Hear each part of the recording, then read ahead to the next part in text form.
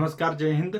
आइए जानते हैं आज लक्षद्वीप के बारे में, जो कि 36 यानी 36 द्वीपों का एक समूह है और यह भारत में एक केंद्र शासित प्रदेश के रूप में शासित किया जाता है।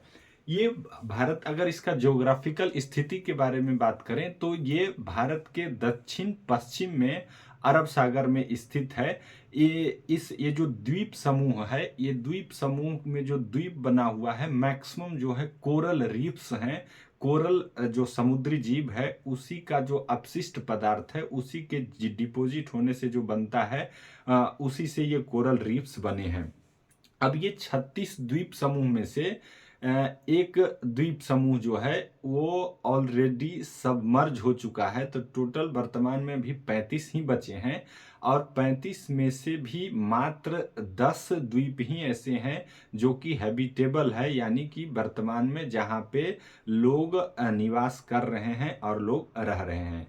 आज़ादी के पहले, आज़ादी के बाद से लेकर के 1973 तक इसका नाम लक्षद्वीप, मिनिकॉय और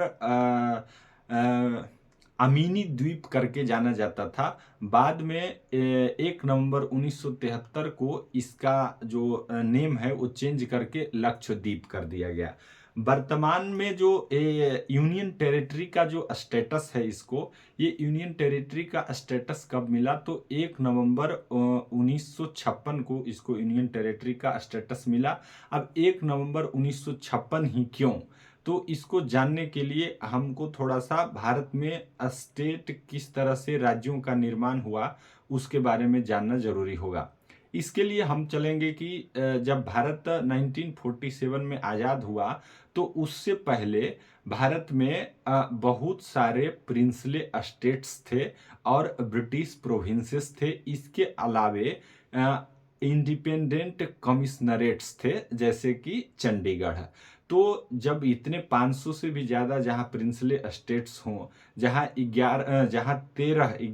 13 ब्रिटिश प्रोविंस हों, और तो इन सारे जो शासित प्रदेश थे, जब इनको भारत में जो विलय पत्र था, विलय पत्र पे जब ये लोग हस्ताक्षर कर दिए और भारत में शामिल होने के लिए तैयार हो गए, तब अब बाद में सबसे बड़ी समस्या थी ये जो भारत में विलय पत्र पे हस्ताक्षर कराने का जिम्मेवारी किनके पास था, तो सरदार वल्लभ भाई पटेल और उनके जो सेक्रेटरी थे कृष्ण मेनन के ऊपर। और उन्होंने भली भांति जहाँ जिस तरह प्रयोग होना चाहिए, जहाँ बात के साथ हो वहाँ बात के साथ, और जहाँ मुक्कालात के साथ हो मुक्कालात के साथ, सभी तरह का साम दाम दंड भेद का प्रयोग करके सारे स्टेट्स को विलय पत्र पे हस्ताक्षर करने के लिए मनाया गया। जैसे कि हैदराबाद,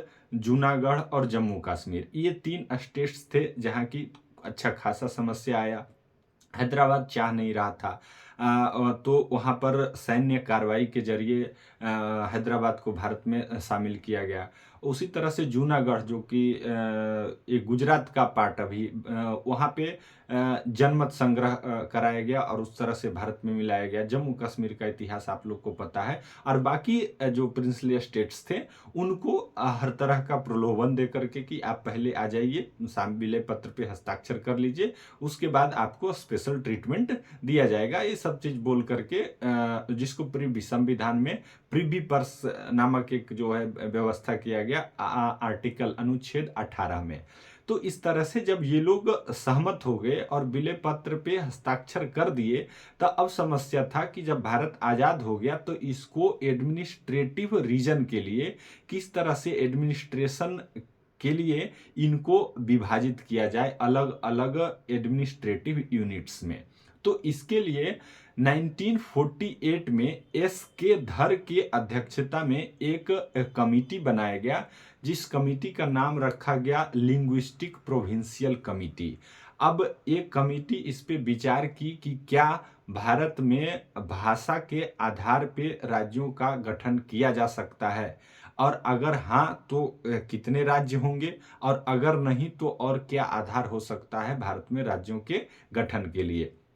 अब भाषा के आधार पे ही विचार करने के लिए क्यों कहा गया? तो देखिए, हम भले ही रंग के आधार पे, रेस के आधार पे, इथनिसिटी के आधार पे, धर्म के आधार पे कितना भी समानता हो, लेकिन भाषा एक ऐसा चीज़ है कि जब हमारी बात किसी दूसरे मज़हब वाले को कहना हो, अगर भाषा दोनों का सेम हो, तो वहाँ पर कोई ख़ास प्रॉब्लम नहीं आता है। और इस तरह से भाषा धर्म, जात, रंग, रूप से परे एक अलग तरीके का बॉन्ड बनाता है। इसलिए भाषा के आधार पे राज्य को गठित करने का एक निर्णय सोचा जा रहा था, निर्णय अभी नहीं लिया गया। लेकिन ये एसके धर कमिटी जो गठित किया गया था 1948 में, ये इसने अपने रिपोर्ट में भाषा क्या, क्योंकि भारत में बहुत ज़्यादा डाइवर्सिटी है, लगभग 1600 से भी ज़्यादा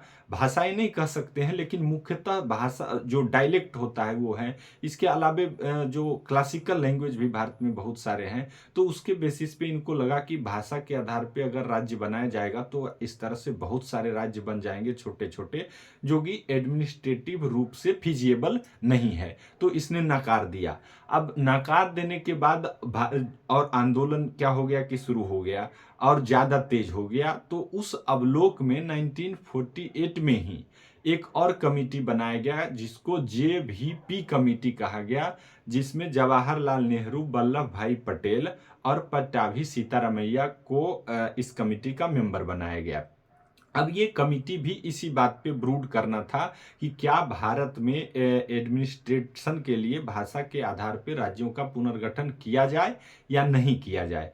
अब इसमें जो एक मेंबर हैं, इसको पट्टाभी सीतारामैया, इनके बारे में एक इंसिडेंट जान लीजिए, यहाँ पे इंटरेस्टिंग है। जो पट्टाभी सीतारामैया है, ये कांग्रेस के ऑफिशियल इतिहासकार हैं। यानी कांग्रेस के इतिहास को लिखने के लिए कांग्रेस पार्टी ने इनको नियुक्त किया था। 1939 में जब त्रिपुरी में कांग्रेस का अधिवेशन हो रहा था और उस अधिवेशन में सुभाष चंद्र बोस कांग्रेस की अध्यक्षता पद के लिए खड़े थे, तो उनके अपोजिट में ये पट्टाभी सीतारामैया ही प्रेसिडेंशियल कैंडिडेट थे। और पट्टाभी सीतारामैया को सबों के आदरणीय गांधी जी का सपोर्ट प्राप्त था। हालांकि उस समय गांधी जी कांग्रेस के प्राथमिक सदस्य भी नहीं थे, लेकिन पट्टाभी सीतारामैया को समर्थन किए हुए थे। हालांकि जब चुनाव हुआ प्रेसिडेंट का तो उसमें सुभाष चंद्र बोस जीत गए और इस तरह से गांधी जी पट्टाभी सीतारामैया हार गए। लेकिन बाद में जब रिजल्ट घोषित किया गया तो गांधी जी सामने आए और उनका स्टेटमेंट आया कि पट्टाभी सीतारामैया का हार मेरी ही हार के बराबर है। और इस तरह से जितने भी लिबरल किस्म के जो नेता थे उनको एक शौक के रूप में इसको देखते हैं। और अंततः सुभाष चंद्र बोस को अध्यक्ष के पद से रिजाइन करने के लिए फोर्स किया जाता है और उन्होंने अंततः रिजाइन करके और फॉरवर्ड ब्लॉक का स्थापना किया गया। तो एक छोटा सा इंसिडेंट है। आइए चलते हैं आगे। ये कमिटी भी, JVP कमिटी भी इस बेसिस पे कि भाषा के आधार पे राज्यों का गठन किया जाए, इसको नकार दिया। अब जैसे जैसे कमिटी भाषा के आधार पे नकारती थी, वैसे वैसे आंदोलन और तेज हो जाता था। अब क्या हुआ कि इसमें इन आंदोलनों में जो सबसे मुखर था वो आंध्र प्रदेश में था। आंध्र प्रदेश उस समय मद्रास प्रोविंस के अंतर्गत आता था। जो मेजर था ब्रिटिश का, अंग्रेजों का जो मेजर 3 प्रोविंस था, उसमें बंगाल, मद्रास और बॉम्बे था। तो मद्रास प्रोविंस के अंतर्गत अभी का वर्तमान में तमिलनाडु देख लीजिए, तेलंगाना और आंध्र प्रदेश और कर्नाटक का भी कुछ हिस्सा, ये सभी इसमें आते थे, मद्रास प्रोविंस में ही आते थे।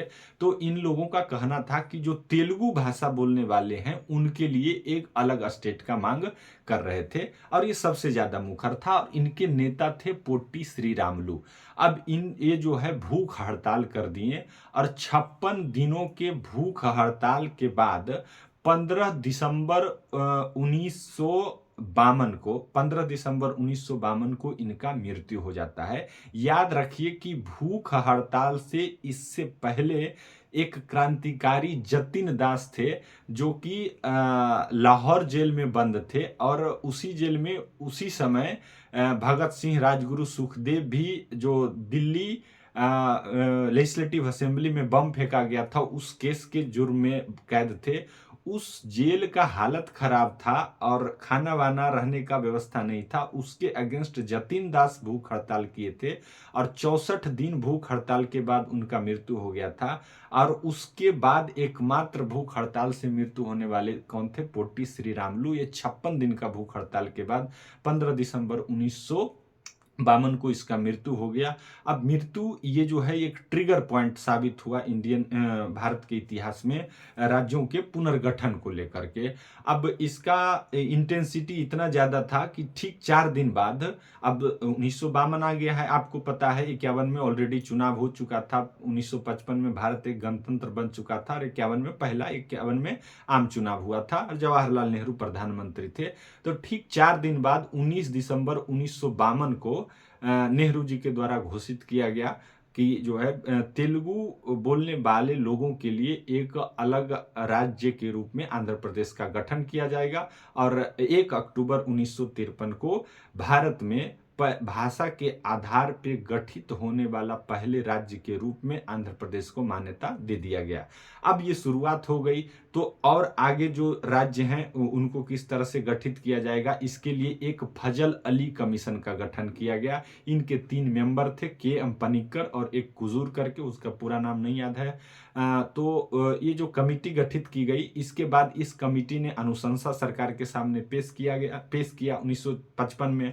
अब उस अनुशंसा में था कि भारत को टोटल 16 राज्य और 3 केंद्र शासित प्रदेशों में विभाजित कर दिया जाए। अब अनुमोदन, जो कोई भी कमिटी अनुमोदन करती है, रिकमेंडेशन करती है, तो जरूरी नहीं है कि सरकार उसको मान ही ले।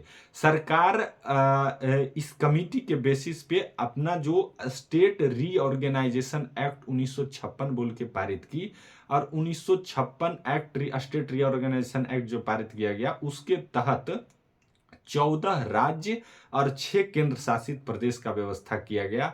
उन्हीं 6 केंद्र शासित प्रदेशों में से एक प्रदेश कौन था? वर्तमान में जो लक्षद्वीप है। तो ये है 1 नवंबर 1956 का इतिहास की 1 नवंबर 1956 ही क्यों। इसके अलावे 1 नवंबर स्टेट राज्य दिवस मनाया जाता है बहुत सारे राज्यों का, जैसे कि पंजाब और हरियाणा, कर्नाटक और केरल, मध्य प्रदेश और आंध्र प्रदेश। ये 6 राज्यों का भी राज्य स्थापना दिवस के रूप में 1 नवंबर को ही मनाया जाता है। तो 1973 में इसका वर्तमान नाम जो है लक्षद्वीप है। अब लक्षद्वीप में जो महत्वपूर्ण कुछ ज्यादा, अभी थोड़ा देर पहले हम जाने कि सिर्फ 10 ही हैबिटेबल है। तो इसका जो सबसे ऊंचा, सबसे बड़ा जो आइलैंड है वो है आंद्रेत। आंद्रेत आइलैंड जो है इसका सबसे ऊंचा आइलैंड है। इसके अलावा यहाँ एक एयरपोर्ट है, सिर्फ एक ही एयरपोर्ट का यहाँ व्यवस्था है, एक अगाती आइलैंड करके है, वहाँ पे एयरपोर्ट का व्यवस्था है, और आप कोची से डायरेक्ट वहाँ का जो है फ्लाइट उपलब्ध है। केरल जो है एडमिनिस्ट्रेटिव रूप से केंद्र शासित प्रदेश है। देख लिए यहाँ के एक एडमिनिस्ट्रेटर होते हैं, वर्तमान में प्रफुल्ल खाड़े पटेल करके यहाँ के एडमिनिस्ट्रेटर हैं। इनके पास 2 चार्ज है, लक्षद्वीप का भी और दादर व नागर हवेली एंड पुदुचेरी के बारे में। अब ये हम लोग ये देख रहे हैं कि एक क्या है, केंद्र शासित प्रदेश है। तो भारत में स्टेटों का कंपोजिशन कुछ इसमें भी बहुत सारे विविधता है, उसको भी एक बार थोड़ा समझ लीजिए। एक स्टेट वे होते हैं जिनको पूर्ण अधिकार है, जैसे बहुत सारे बिहार हो गए, राजस्थान हो गया, मध्य प्रदेश हो गया, आंध्र प्रदेश हो गया। यहाँ अपना मुख्यमंत्री होता है, मुख्यमंत्री राज्यपाल होते हैं, यहाँ लेजिस्लेटिव असेंबली होता है, अगर राज्य का मन हो तो लेजिस्लेटिव काउंसिल भी होता है। और उसी तरह से जो केंद्र शासित प्रदेश हैं, इनमें 2 कैटेगरी है। एक वैसे केंद्र शासित प्रदेश जिनमें, जहां पर किसी तरह के मुख्यमंत्री नहीं होंगे, वहां कोई लेजिस्लेटिव असेंबली नहीं होगा, और एक वैसे तरह के केंद्र शासित प्रदेश जहां की लेजिस्लेटिव असेंबली होगा, जैसे कि दिल्ली, जैसे कि पुदुचेरी। यहाँ क्या है, लेजिस्लेटिव असेंबली का भी व्यवस्था है और यहाँ मुख्यमंत्री भी होते हैं। इसके अलावे लेकिन ये मुख्यमंत्री उतने स्वतंत्र नहीं होते हैं जितने कि अदर स्टेट्स के मुख्यमंत्री स्वतंत्र होते हैं। तो केंद्र शासित प्रदेशों में एक ये कैटेगरी हो गई, और एक कैटेगरी हो गया जो कि डायरेक्ट अनुच्छेद 239 के अंतर्गत राष्ट्रपति के द्वारा नियुक्त एडमिनिस्ट्रेटर के द्वारा शासित किए जाते हैं, जैसे कि लक्षद्वीप हो गया, जैसे कि दादर व Nagar Haveli and Daman and द्वीप। ये चीज भी जान लीजिए कि 2019 से पहले तक दादर व नागर हवेली और दमन और दीप ये अलग अलग केंद्र शासित प्रदेश थे, लेकिन 2019 में इनको इस दोनों को मर्ज कर दिया गया। इसके अलावे चंडीगढ़ हैं, इसके अलावे अंडमान निकोबार हैं। तो ये सभी एडमिनिस्ट्रेटर के द्वारा नियुक्त किए जाते हैं, शासित किए जाते हैं। कहीं के शासक को एडमिनिस्ट्रेटर कहा जाता है और कहीं के शासक को एलजी लेफ्टिनेंट गवर्नर या लेफ्टिनेंट गवर्नर कहा जाता है, जैसे कि अपना दिल्ली के हैं या फिर जम्मू कश्मीर के जो मनोज सिन्हा है। उसी तरह से केंद्र जो लद्दाख है वो स्वतंत्र डायरेक्ट प्रेसिडेंट के अंतर्गत वो शासित किया जाएगा। तो ये हुआ ये लक्षद्वीप के बारे में कि कैसे उसका स्थापना हुआ, क्या उसका अभी जो है सिचुएशन है, एडमिनिस्ट्रेटिव रूप से उसका क्या स्थिति है, इसके बारे में जाने। अब उसका ज्योग्राफी के बारे में थोड़ा जानते हैं। तो जो लक्षद्वीप है भारत के लिए सामरिक दृष्टिकोण से, स्ट्रेटेजिक दृष्टिकोण से ये काफी महत्वपूर्ण होता है। ये भारत का जो केंद्र शासित प्रदेश हैं, सभी केंद्र शासित 8 केंद्र शासित प्रदेश वर्तमान में हैं। इन सबों में से सबसे छोटा जनसंख्या के दृष्टिकोण से भी और क्षेत्रफल के दृष्टिकोण से भी। यहाँ का जनसंख्या कुल मिलाकर के 64,65 हजार का जनसंख्या आता है और मात्र 32 की स्क्वायर किलोमीटर यहाँ का जो है एरिया है। तो सोच सकते हैं यहाँ का जो पॉपुलेशन डेंसिटी है वो लगभग 2000 व्यक्ति प्रति स्क्वायर किलोमीटर है, जो कि भारत का जो एवरेज पॉपुलेशन डेंसिटी है उससे कहीं ज्यादा है। भारत का एवरेज पॉपुलेशन डेंसिटी 382 व्यक्ति प्रति किलोमीटर है। भारत जो जनरल स्टेट्स हैं उनमें से बिहार में सबसे ज्यादा है, वो भी मात्र 1100 समथिंग पर्सन पर स्क्वायर किलोमीटर है। जबकि लक्षद्वीप में देख रहे हैं, क्योंकि जो एरिया है बहुत कम है ना, और जो भी पॉपुलेशन है वो जितने भी आइलैंड्स हैं उसमें भी बहुत कम हैबिटेबल है, तो उसी पे किसी तरह से इनको रहना है, जिस कारण से पॉपुलेशन डेंसिटी बहुत ज्यादा है। अब पॉपुलेशन डेंसिटी एरिया देख लिया हम लोग 32.5 स्क्वायर किलोमीटर, 32 स्क्वायर किलोमीटर, लेकिन ये जो इनका कॉस्ट लाइन है टोटल मिलाकर कुल मिलाकर के 132 किलोमीटर इनका जो है टोटल कॉस्ट लाइन है। अगर भारत से डिस्टेंस के रूप में इसको देखें कि भारत का जो जो मेन लैंड पार्ट है, मेन भूमि हिस्सा है, उससे डिस्टेंस के रूप में अगर देखें तो इस आइलैंड का जो भारत की मुख्य भूमि से निकटतम जो आइलैंड है वो 200 किलोमीटर की दूरी पर है, और जो सबसे दूरस्थ स्थित आइलैंड है वो 440 किलोमीटर के दूर पर स्थित है। अब इसका सामरिक दृष्टिकोण से बहुत फायदा होता है। हालांकि उससे पहले देख लेते हैं हम कि यहाँ का जो पॉपुलेशन जो है काफी साक्षर है, 91 मोर देन 91% यहाँ का साक्षरता रेट है, जबकि भारत का ओवरऑल साक्षरता लिटरेसी रेट देखिएगा तो मात्र 73% है, और यहाँ देख रहे हैं 91.85% है। इसके अलावा पुरुष साक्षरता दर या महिला साक्षरता दर सभी में सबसे प्रथम स्थान पे कौन है, तो सभी केंद्र शासित प्रदेशों में लक्षद्वीप ही है। इसके अलावा अब देखिए हम लोग इसका जो सेक्स रेशियो है वो 947 है, यानी 947 फीमेल पर 1000 मेल। जबकि भारत में जो ओवरऑल जो सेक्स रेशियो है वो 1943 है। तो ये जो है कमोबेश भारत का और लक्षद्वीप का क्या है, तो ये बराबर ही है। अब इसमें जो इम्पोर्टेंट द्वीप है उसमें यहाँ की जो राजधानी है वो कावाराती है, और कावाराती जो आइलैंड है वहीं पे भारत जो इंडियन नेवी है, इंडियन नेवी का एक बेस इस्टेब्लिश किया गया है जिसका नाम है आईएनएस द्वीप रक्षक। यानी ये जो आइलैंड्स है, इन आइलैंड्स को प्रोटेक्ट करने के लिए वहां इंडियन नेवी का एक बनाया गया बेस बनाया गया है। उसका नाम क्या है? द्वीप रक्षक। कौन से आइलैंड पे है? तो ये कावाराती आइलैंड पे है। अगाती आइलैंड पे एयरपोर्ट है, हम देख लिए इससे पहले ही। अब जानते हैं इसका जो सामरिक इंपॉर्टेंस क्यों ज्यादा है। तो सामरिक इंपॉर्टेंस इसलिए इसके लिए हमको समझना होगा कि मैरी टाइम जो बॉर्डर्स होते हैं वो क्या होता है। मैरी टाइम बॉर्डर्स जो होता है, जैसे आप जनरली घर, जब आप घर बनाए हो और आपके घर के सामने रोड हो, तो रोड, घर और रोड के बीच में जो जमीन होता है जनरली सरकारी, पूरा जमीन पे सरकार रोड नहीं बना लेता है। और वो बीच का जो जमीन सरकारी होता है, हम लोग क्या चाह करते हैं कि वो सरकारी जमीन को भी अपना जमीन ही समझते हैं और उस पर कब्जा कर लेते हैं। तो उसी तरह से अगर आप एनालॉगी कीजिएगा तो भारत का जो बॉर्डर है, भारत का जो जल क्षेत्र है, जल सीमा है, उस जल सीमा से कितना दूर तक भारत का अधिकार होगा, भारत का एक्सक्लूसिव राइट होगा, इसी को मैरी टाइम बॉर्डर कहते हैं। और उस दृष्टि उसका क्या होता है, तो जो इंटरनेशनली रूप से जो रिकॉग्नाइज्ड है वो ये कहता है कि भारत का जो किसी भी देश का कोई बॉर्डर होगा, उस बॉर्डर अब स्ट्रेट लाइन तो सीधा सीधा तो बॉर्डर होने से रहा, तो बॉर्डर कटा छटा रहता है। तो कटा छटा को छोड़ करके हम बॉर्डर के सीधे सीधे एक पहले लाइन ड्रॉ करेंगे। उस लाइन को क्या कहेंगे? बेस लाइन कहेंगे।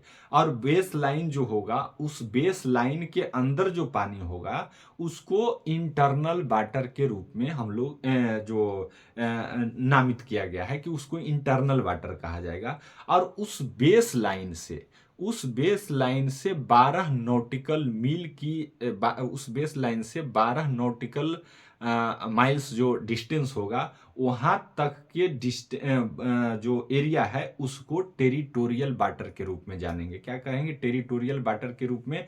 और उस पे भारत का सोवरेनिटी होगा। सोवरेनिटी मतलब संप्रभुता, मतलब वहां आप आ नहीं सकते हैं बिना भारत सरकार के अनुमति के। तो कितना? एक नॉटिकल मील्स बराबर 1.85 किलोमीटर होता है।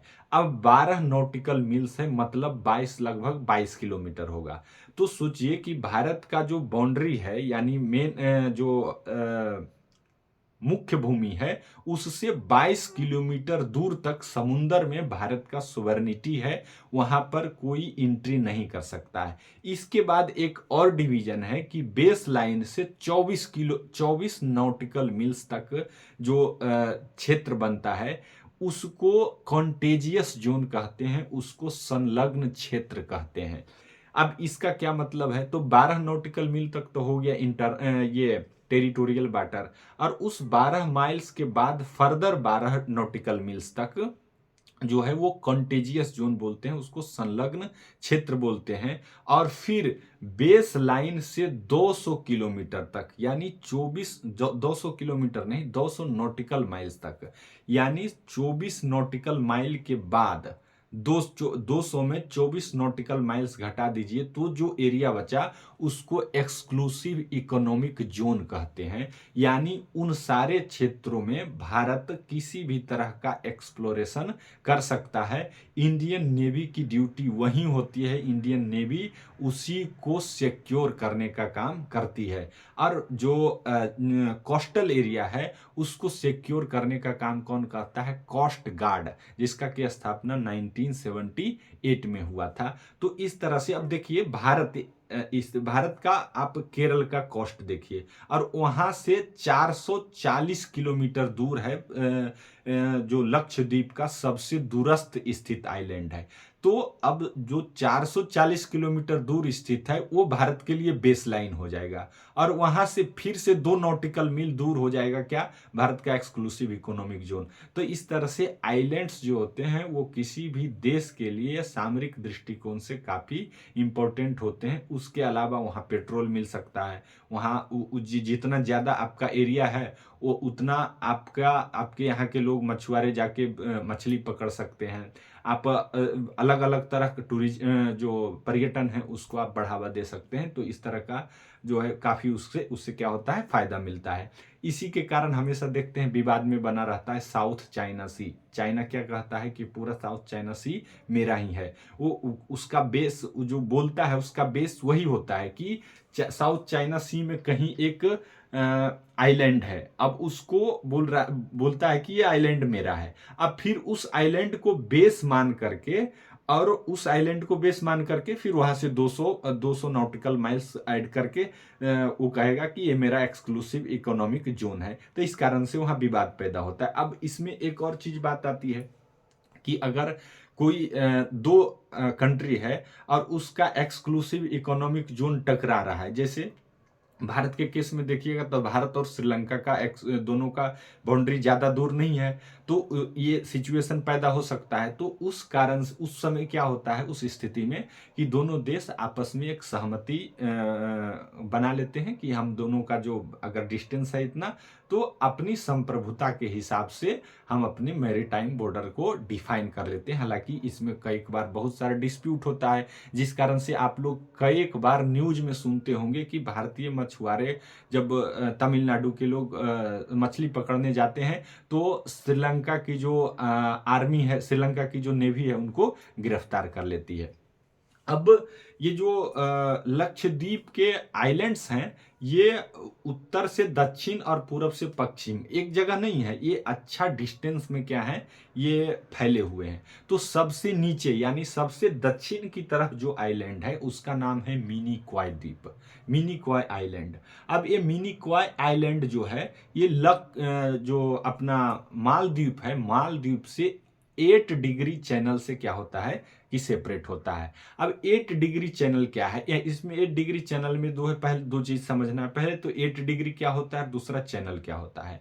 तो चैनल जो होता है वो अगर एक जो स्ट्रेट होता है, पहले स्ट्रेट को समझे। स्ट्रेट उससे भी पहले आप कैनाल को समझे। जैसे पनामा कैनाल और स्वेज कैनाल, इस दोनों का नाम सुने होंगे। तो कैनाल जनरली होता है जो नैरो होता है और मैन मेड होता है। दूसरा अगर नेचुरल हो लेकिन कैनाल से ज्यादा बड़ा हो तो उसको स्ट्रेट कहते हैं। जैसे कि पाक स्ट्रेट, भारत और श्रीलंका के बीच जो गुजरता है उसको क्या कहते हैं, पाक स्ट्रेट। और यही स्ट्रेट बहुत ज्यादा चौड़ा हो जाए, नेचुरल रूप से ही हो और बहुत ज्यादा चौड़ा हो तो उसी को चैनल कहते हैं। तो 8 डिग्री चैनल। अब 8 डिग्री क्या है, तो 8 डिग्री जो है वो लैटिट्यूड है। लैटिट्यूड क्या होता है, तो पूरे पृथ्वी को विषुवत रेखा, एक काल्पनिक रेखा ड्रॉ किया गया है जिसको विषुवत रेखा इक्वेटर लाइन कहते हैं।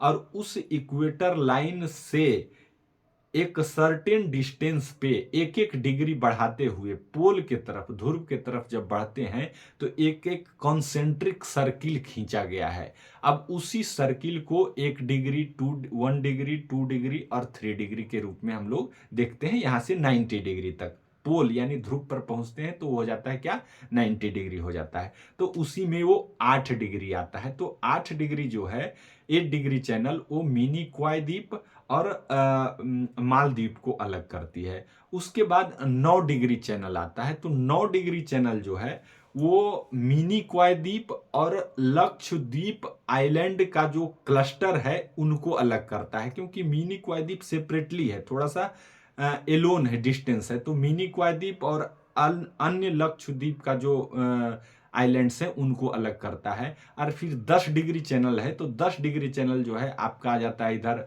बंगाल, बे ऑफ बंगाल में, बंगाल की खाड़ी में। वो 10 डिग्री चैनल अंडमान को, अंडमान को निकोबार से जो नीचे में है उससे अलग करता है। तो ये एक ज्योग्राफिकल जो डिवीजन है इसके बारे में जाने। अब आइए जानते हैं कि जो ये लक्षद्वीप है, लक्षद्वीप का हिस्टोरिकल फैक्ट क्या है, हिस्ट्री में इसको कब से जाना गया और कहां कहां इसका चर्चा मिलता है। तो सबसे पहले जो है जातक कथा, जो जातकाज स्टोरी जिसको कहते हैं, जो जिसका संबंध बुद्ध धर्म से है, उसमें इस आइलैंड के बारे में जानकारी मिलती है। और ऐसा विश्वास किया जाता है और ऐसा माना जाता है कि जब बुद्ध धर्म के प्रचार के लिए, बौद्ध धर्म के प्रचार के लिए अशोक ने अपनी पुत्री संघमित्रा और पुत्र महेंद्र को श्रीलंका भेजा था, तो उसी दौरान उनकी पुत्री संघमित्रा इस लक्षद्वीप आइलैंड पे भी आए थे। तो सबसे पहला जो इसका जानकारी मिलता है कहाँ, जातक कथा में। अशोक के पुत्र और पुत्री श्रीलंका आए हैं, इसका चर्चा जो श्रीलंका में लिखा गया बुद्ध धर्म से संबंधित जो पुस्तक है जिसका नाम है द्वीप वंश और महावंश, तो महावंश में इसका चर्चा मिलता है कि अशोक के पुत्र और पुत्री बौद्ध धर्म के प्रचार के लिए श्रीलंका आए हैं। इसके बाद जो एक्सटर्नल सोर्स से जो जानकारी मिलती है उसमें से सबसे पहला बुक आता है, उसका नाम है पेरिप्लस ऑफ द एरेथ्रियन सी। इस बुक का कोई एक लेखक नहीं है कि किसने लिखा है, लेकिन इस ये जो बुक है इसमें पूरी तरह से जो एडवेंचरस उस समय में ये बुक लगभग जो इसका जो डेटिंग दिया गया है, जो सर्वसम्मति है वो फर्स्ट सेंचुरी है, first C E, before Christian era एक होता है और एक क्रिश्चियन एरा होता है। तो ये पहली शताब्दी का पुस्तक ये माना जाता है और इसमें उस समय जितने भी एडवेंचरस यात्री नौका गमन करते थे उनके बारे में चर्चा है और अलग अलग जगहों की जानकारी है। तो उसमें भी इस लक्षद्वीप के बारे में जानकारी मिलती है। अब लक्षद्वीप के पॉपुलेशन कंपोजिशन के बारे में अगर बात कीजिए तो वहाँ अभी मैक्सिमम वहाँ की पॉपुलेशन जो है इस्लाम है, और वो अब इस्लाम है तो इस्लाम वहाँ पे कब आया इसके बारे में एक बहुत बड़ा लीजेंड्स है, उसके बारे में भी थोड़ा जान लीजिए कि ये लक्षद्वीप आइलैंड्स पे मुसलमानों का जो आगमन हुआ वो 7वीं शताब्दी के लगभग में हुआ और इसका योगदान दिया जाता है। एक है शेख उबैदुल्लाह, शेख उबैदुल्लाह का नाम आता है, यही सबसे पहले मुसलमान थे जो इस द्वीप पे आए थे। एक्चुअली में इनके बारे में कहा जाता है कि ये सऊदी अरब के रहने वाले थे और सऊदी अरब में ये मक्का में रहते थे और मक्का में जब एक बार ये इबादत कर रहे थे, प्रार्थना कर रहे थे, तो प्रार्थना करते करते ही सो गए और उसी दौरान इनको एक स्वप्न आया, ड्रीम आया और उसमें ये बोले कि हमको अल्लाह ने आदेश दिया है कि तुम यहाँ से जेद्दा जाओ। जेद्दा सऊदी अरब का एक कोस्टल सिटी है और वहाँ से जो है तुम जा करके और नाव पकड़ो, नौका लो और विश्व के अलग अलग जगहों पे जा करके इस्लाम का प्रचार करो। अब इनको चूंकि इबादत के दौरान वो स्वप्न आया था तो उसको ये सही माने और वहां से जेद्दा गए और जेद्दा से नौका गमन कर करके यहाँ पे आए। तो सबसे पहली बार जो ये आए लक्षद्वीप में तो अमीनी आइलैंड जो है, अमीनी द्वीप जो है, वहीं पे इनका सबसे जो लक्षद्वीप है, लक्षद्वीप में बहुत सारे आइलैंड्स में जो 36 हैं उनमें से एक है अमीनी। तो ये शेख उबैदुल्लाह सबसे पहले उसी अमीनी आइलैंड पे आए। अब उस लैंड पे आने के बाद जो लोकल लोग थे वो उन लोगों ने इनका जो है विरोध किया, जो कि नेचुरल है, लेकिन फिर भी इन्होंने अब जो है ये सही है गलत है उसका कोई ये नहीं कर सकता है, लेकिन ये इस तरह का एक जो है कथा प्रचलित है। अब फिर से ये लोगों को कन्विंस करना शुरू किए, लेकिन जो उस इलाके का मुखिया यानी जो उस आइलैंड्स का हेडमैन था वो इससे कन्विंस नहीं हुआ। फिर बाद में एडजस्टमेंट होते होते पूरा माथापच्ची हुआ। उसके बाद में धीरे धीरे रहते हुए एक औरत हैं, लेडीज हैं जिनका नाम है हमीदत बीबी। उनको उस हमीदत बीबी को इनसे हो जाता है प्यार। अब उसके बाद उनसे कर लेते हैं ये शादी। अब पहले ही लड़ाई चल रहा था, कि आपको यहाँ रहने नहीं देंगे, आप इस्लाम का प्रचार नहीं करने देंगे। अब बाद में और आप यहाँ शादी करने के लिए तैयार होंगे और शादी कर भी लिए। तो यहाँ पर एक और अद्भुत कहानी है कि ये दोनों मियाँ बीवी साथ में हैं और गांव के जितने भी उस इलाके के लोग हैं इनको मारने के लिए तैयार हैं। उस समय एक अद्भुत घटना होता है कि सारे लोग एकाएक अंधे हो जाते हैं और वहां से ये बड़े आसानी से निकल जाते हैं। और उसके बाद से जो है ये हल्ला हो जाता है कि इनमें जो है अध्यात्म बहुत शक्ति वाले हैं, बहुत इनमें जो है दैवीय शक्ति है, ये वो 9-17। और इसके बाद जो है ये अपने मकसद में सक्सेसफुल हो जाते हैं। और बाद में अभी इनका कब्र भी है, जो सबसे बड़ा जो लक्षद्वीप का सबसे बड़ा आइलैंड है एंद्रोथ आइलैंड, उस पे इनका कब्र भी है और काफ़ी रिस्पेक्टेबल है। वहाँ पे बहुत सारे लोग अभी भी दर्शन करने के लिए म्यांमार से, मलेशिया से, इंडोनेशिया से जाते हैं, तक कि भारत से भी जाते हैं। पहला यूरोपीय व्यक्ति जो वहाँ का यात्रा किया वो था मार्को पोलो, इटली का रहने वाला था और 13वीं शताब्दी में आया था। और मार्को पोलो लक्षद्वीप को फीमेल आइलैंड के रूप में अपनी यात्रा वृतांत में दिखाता है, दर्ज करता है। इसके अलावा एक और यात्री जो 14वीं शताब्दी में आया उसका नाम है इब्न बतूता। इब्न बतूता जो है मोरक्को का रहने वाला था। वही मोरक्को अफ्रीका में देखिएगा, नॉर्थ वेस्ट अफ्रीका में सबसे ऊपर में जो मेडिटेरेनियन सी है उन्हीं उसी के आसपास मोरक्को है। ये आप हम लोग देखे होंगे, नूरा फतेही भी कहाँ की रहने वाली हैं, तो ये मोरक्को की ही रहने वाली है। वहीं मोरक्को के इब्न बतूता थे और ये अपने यात्रा वृत्तांत के लिए, अपने यात्रा के लिए काफ़ी फेमस हुए, क्योंकि उस समय जब आने जाने का ट्रांसपोर्टेशन का इतना ज़्यादा सुविधा नहीं था, तो ये काफ़ी लंबा यात्रा किए। उसी क्रम में आइलैंड, लक्षद्वीप आइलैंड का इनका जो यात्रा वृत्तांत है उसका नाम है रेहला। कई लोग इसको राहेल कहते हैं, कई लोग रेहल कहते हैं, तो रेहला सीधे जो हिंदी में इसको कह सकते हैं। तो भारत में जब भारत का मुख्य भूमि पर जब आए तो दिल्ली में उस समय जो है चल रहा था, दिल्ली सल्तनत का काल चल रहा था। और दिल्ली सल्तनत का काल में आपको पता है 1206 में कुतुबुद्दीन ऐबक के द्वारा यहाँ जो है गुलाम वंश का स्थापना किया गया था। उसके बाद खिलजी, और खिलजी के बाद तुगलक वंश। तो जब इब्न बतूता आया तो यहाँ तुगलक वंश का शासन चल रहा था और मोहम्मद बिन तुगलक यहाँ के शासक थे। उनके राज्य दरबार में इब्न बतूता जाते भी हैं। इब्न बतूता को मोहम्मद बिन तुगलक एक लंबे अरसे के लिए काजी के रूप में नियुक्त करता है। इसके अलावे उनको, इब्न बतूता को अपने एम्बेसडर के रूप में नियुक्त करके चीन भी भेजता है। कौन? अपने मोहम्मद बिन तुगलक, जिनको कभी कभार पगला बादशाह भी कहा जाता है।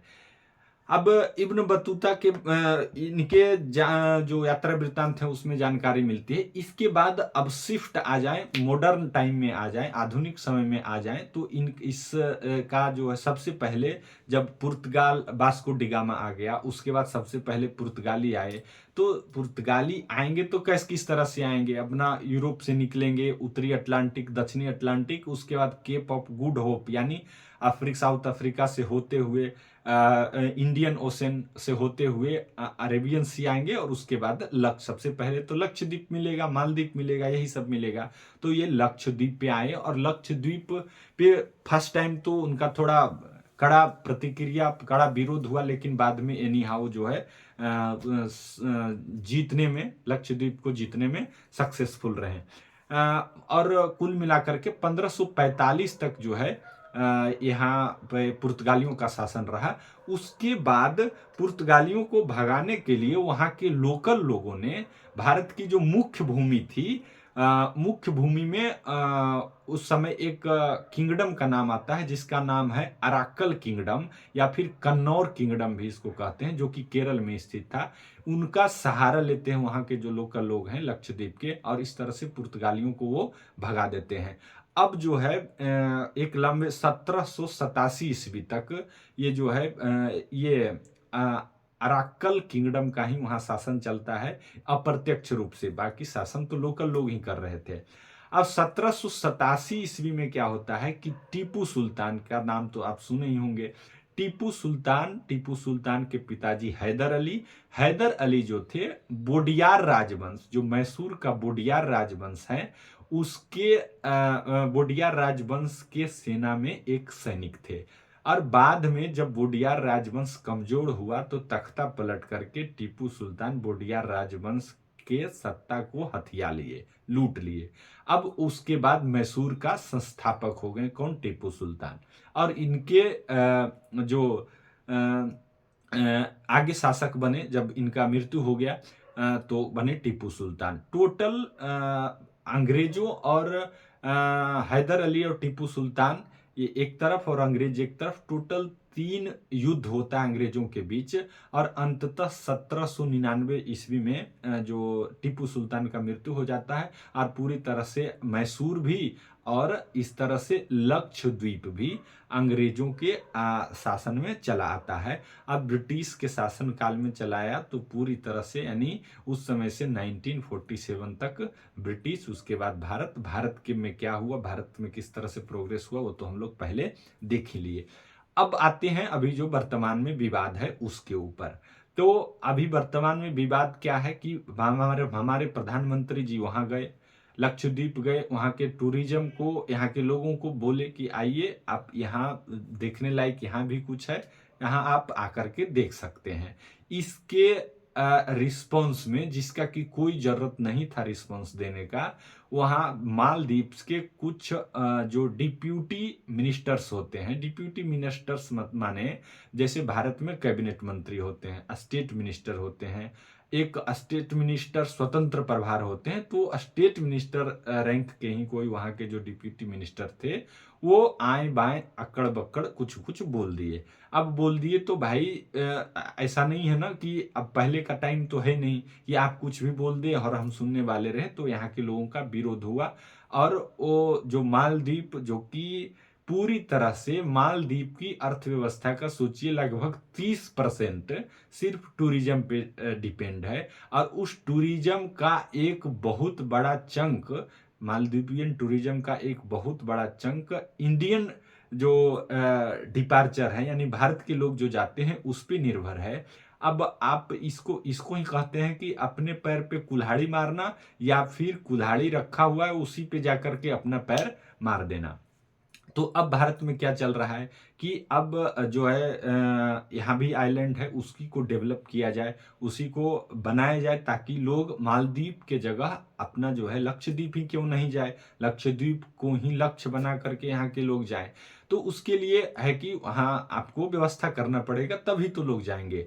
अब इस कारण से अब देखिए, टूरिज्म में सबसे पहले अब जाता है तो आदमी क्या शराब पीता है, लेकिन अभी वर्तमान में जो पॉलिसी है, पूरे लक्षद्वीप में कहीं भी एल्कोहल अलाउड नहीं है। सिर्फ एक आइलैंड है जिसका नाम है बंगाराम, उसी बंगाराम आइलैंड पे सिर्फ अल्कोहल अलाउड है, जहां पर की सबसे पहली बार 1974 में इंटरनेशनल टूरिज्म के लिए इसको ओपन किया गया था। अब कहेंगे कि अल्कोहल क्यों नहीं अलाउड है, तो वहाँ का जो लोकल पॉपुलेशन है वो इसको अपने कल्चर के हिसाब से फिट नहीं मानता है, और वो लोग इसको सरकार को बोलकर रखे हैं कि यहाँ जो इस तरह का जरूरत नहीं है। और ये बैन कब लगाया गया था? तो 1979 में जो है ये जो बैन लगाया गया था। हालांकि ऐसा नहीं है, सरकार वहाँ की सरकार बहुत सारा प्रयास भी कर रही है। अब देखिए, वो तो आइलैंड है, वो कोरल है, वहां पर कोई मुख्य भूमि भी नहीं है, तो सबसे पहली जरूरत क्या होगी? पानी की।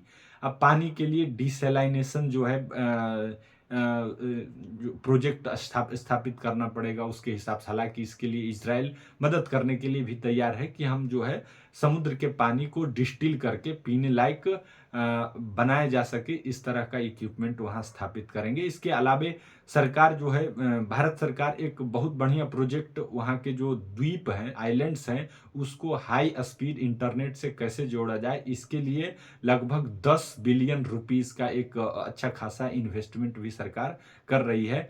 और इसके अलावे बहुत सारे जो फैक्टर्स हैं उसको भी कंसीडर, डायरेक्ट फ्लाइट का व्यवस्था होना चाहिए, जो वहाँ पे आइलैंड्स हैं, उस आइलैंड्स के एमंग जो कनेक्टिविटी है वो प्रॉपर कनेक्टिविटी होनी चाहिए। सिक्योरिटी मेजर्स है उसको भी ध्यान में रखते हुए अगर इन सबों को टेकल करें तो फिर क्या यहाँ के लोगों को जरूरत नहीं है कि उनको वहां जाना पड़े। लास्ट में एक इंटरेस्टिंग फैक्ट एक बार काफी न्यूज में रहा था कुछ समय पहले कि जो लक्षद्वीप है वहाँ का जो मेनली इकोनॉमी जो डिपेंड करता है वो डिपेंड करता है क्या तो फिशिंग पे और कोकोनट पे और अभी टूरिज्म।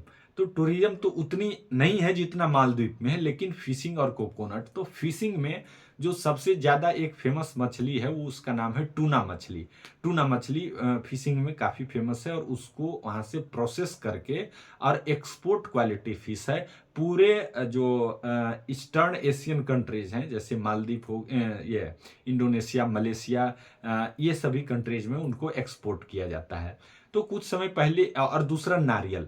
नारियल कोकोनट का बहुत सारा इस्तेमाल है। कोकोनट का खास करके जो क्वायर है कोकोनट जो नारियल होता है उसके ऊपर वाला जो खोपड़ी होता है उसमें जो रेशा जो जिसको जो देखते हैं फाइबर होता है उसका रस्सी बनाया जाता है। इससे रिलेटेड एक बड़ा इंटरेस्टिंग फैक्ट है कि जो भारत के जो लोग जब भारत में आज़ादी का दौर चल रहा था और यहाँ के रिवॉल्यूशनरी को सजा के रूप में आजीवन कारावास दिया जाता था और उसको अंडमान निकोबार जब भेज दिया जाता था तो उनको सोचिए कि बिना किसी तरह का जो चाकू और किसी तरह का इक्विपमेंट प्रोवाइड किए उनको एक दिन में 3 पाउंड वो जो नारियल का क्वायर है उसको निकालना होता था। उनको अगर नहीं वो निकालेंगे आप तो उस दिन का खाना पीना सभी चीज आपको क्या रहेगा बंद रहेगा। तो इस तरह से जुर्म ढाया जाता था। ये रिलेटेड है इस क्वायर से। तो इस क्वायर का एक बहुत बड़ा इंडस्ट्री है जैसे जिसको नारियल का रस्सी गांव में जो है आम बोलचाल की भाषा में जानते हैं जिसका बहुत मल्टीपर्पस इस्तेमाल है। तो ये नारियल जो वहाँ है नारियल का पेड़ ये काफी सटा सटा और काफी सघन है। तो और वहाँ पे बहुत सारा जो चूहा बहुत बड़ा चूहा मतलब खरगोश के बराबर बराबर ऊंचा ऊंचा और ये समझिए तो बिल्ली के बराबर मोटा मोटा चूहा एकदम बहुत ज्यादा हो गया था।